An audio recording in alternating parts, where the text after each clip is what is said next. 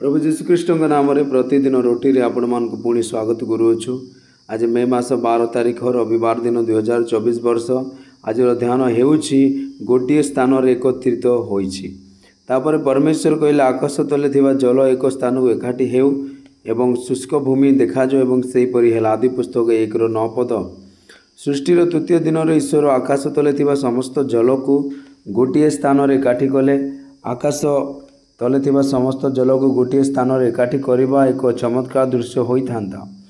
ठीक जेपरि ईश्वर समस्त जल को गोटे स्थान रे एकाठी कले, प्रभु जीशुख्रीष्टଙ୍କ ठारे विश्वास करी बाप्तिस्म ग्रहण करथिबा समस्त को से गोटे स्थान रे एकत्र कले एवं तांको चर्च भाव रे गढ़िले। जो माने प्रतिदिन चर्च रे विश्वास करथिले से मान को प्रभु जोड़ी थिले। प्रथम दिन रे सृष्टि होइतिबा आलोक मुक्तिर एक प्रतीक थिला।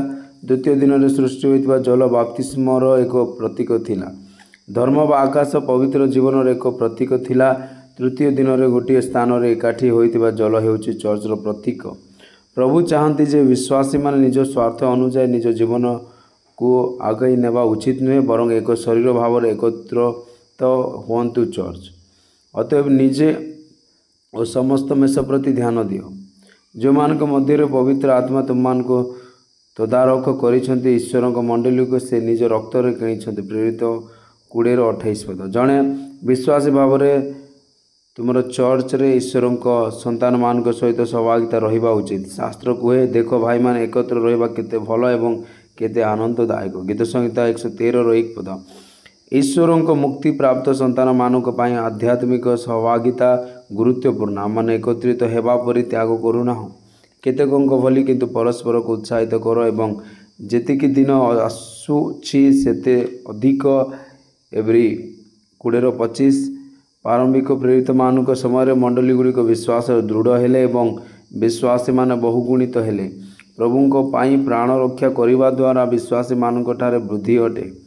पृथ्वी रे ईश्वर राज्य बहुगुणित होए एवं परमेश्वर गौरवान्वित हुअन्ति। मिस्रर दासत्वर बाहरी जे थिबा इस्राएल माने जो माने लोहिर सागर पार होइथिले सेमान को प्रथमे चर्च कुआ जाउथिला। से माने ईश्वर द्वारा मनोनीत होइथिले एवं अलगा होइथिले। से माने प्रभुंको हित्य एवं अंश थिले। जलस्रोत परि जलर बुंदा एकत्र हेबा परि से माने गोटिए परिवार भाव रे एकाठी हेले। ईश्वर चर्च भाव रे लक्ष लक्ष इस्राएल किणान आड़कू एकता आड़कू अग्रसर हेउथिबा घटनार ध्यान करते। एही परि एकतार आशीर्वाद केते चमत्कार एवं धनी। एवरी पुस्तक 12:23 बुक्रे चर्च पाई एक अद्भुत नूतन व्याख्या आम देखु। स्वर्ग रे पंजीकृत होइतिबा प्रथम जातर साधारण सभा एवं चर्च। ईश्वर संतान माने आपण एवं मु एवं एही जगतर समस्त विश्वासी माने पवित्र आत्मा द्वारा प्रथम जातर साधारण सभा एवं चर्च रे एकत्रित होइछन्ति। ख्रीष्टଙ୍କ शरीर भाव रे देखा जिवा केते गौरवमय।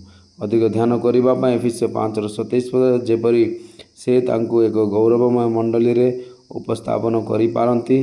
दाग किंबा कुंचन किंबा सेपरि कौनसी जिनिस न थाए, किंतु से पवित्र एवं निपुण हेबा उचित। प्रभु ए वाक्य रे आपनको समस्त को आशीर्वाद करंतु। आमेन।